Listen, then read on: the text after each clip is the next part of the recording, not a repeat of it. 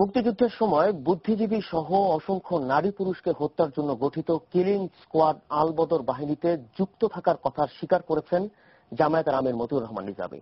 তবে গণহত্যায় নিজের সম্পৃক্ত থাকার কথা অস্বীকার করেছেন তিনি।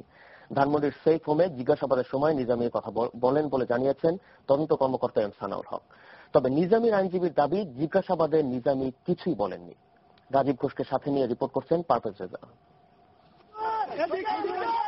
বিকেল 5টার দিকে ৭১-এ মানবতা বিরোধী অপরাধের সাথে জড়িত নিজামীকে জিজ্ঞাসাবাদ শেষে ধানমন্ডির সেফ হোম থেকে বের করে ঢাকা কেন্দ্রীয় কারাগারে পাঠিয়ে দেওয়া হয়।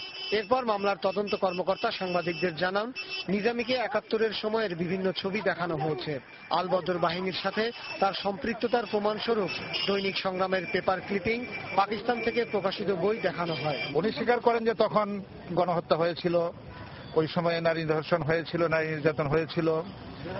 তারপরে সেখানে আলবদর বা অন্যান্য এই ধরনের সংগঠন এই সমস্ত কাজ করেছিল, কিন্তু উনি ওখানে শুধু সুকৌশলে নিজের দায়িত্বটুকু এড়িয়ে যান। আলবদর প্রকাশনী নামে একটি প্রকাশনী আছে পাকিস্তানে, সেই প্রকাশনীর কিছু বই আমরা ওনাকে দেখিয়েছি যে সেখানে ওনার রোল সম্বন্ধে বলা হয়েছে। তা উনি সেখানেও বলছেন যে এগুলা হয়তো আমাকে করার জন্য করা হয়েছে। তদন্ত কর্মকর্তা জানান, নিজামী দাবি করেছে পাকিস্তানিরা তাকে মেরে ফেলবে, এই ভয়ে তিনি তখন আলবদর বাহিনীতে সম্পৃক্ত হয়েছিলেন। উনি কোন একটা বলেছেন উনি বাধ্য হয়ে করেছেন, উনি বাধ্য হয়ে হ্যাঁ, এবং এমনও বলেছেন যে উনি মানে যদি উনি বাধ্য হয়ে না করতেন তাহলে হয়তো ওনাকে হত্যা করা হতো। অন্যদিকে জিজ্ঞাসাবাদের সময় সেফ হোমে থাকা নিজামীর আইনজীবী দাবি করেছেন, জিজ্ঞাসাবাদে নিজামী কিছুই বলেননি। আমার ক্লায়েন্ট শুরুতেই স্টেটমেন্ট দিয়ে বলেছেন, আমার কাছে যেহেতু ডকুমেন্ট দেওয়া হয়নি, আমার আইনজীবীকে ভেতরে থাকতে দেওয়া হয়নি, কোর্টের আদেশই দেওয়া হয়নি, সে কারণে আমি আইনজীবীর উপস্থিতি ছাড়া এবং কোন রকম তথ্য প্রমাণ ছাড়া আপনাদের এই সমস্ত প্রশ্নের কোনো জবাব দিতে সক্ষম নই এবং জবাব দেব না। জিজ্ঞাসাবাদের সময় নিজামীর আইনজীবী ছাড়াও সেফ হোমে চিকিৎসক উপস্থিত ছিলেন। জিজ্ঞাসাবাদের আগে ও পরে তার শারীরিক অবস্থা পরীক্ষা করে দেখে চিকিৎসক। রিমান্ডে কিভাবে আসামিকে জিজ্ঞাসাবাদ করা যাবে সে বিষয়ে প্রায় ৮ বছর আগে হাইকোর্ট একটি নির্দেশনা দিয়েছিল।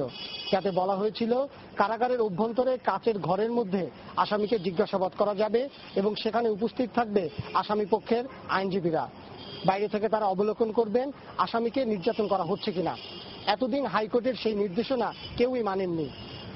এবার যুদ্ধাপরাধের যারা অভিযুক্ত তাদেরকে জিজ্ঞাসাবাদের জন্য সরকার একটি সেফ হোম ডিক্লেয়ার করেছেন এবং সেখানে আইনজীবী এবং চিকিৎসকের উপস্থিতিতে এই প্রথমবারের মতো জিজ্ঞাসাবাদ করা হচ্ছে। Parvez Reza, ATN news, Dhaka.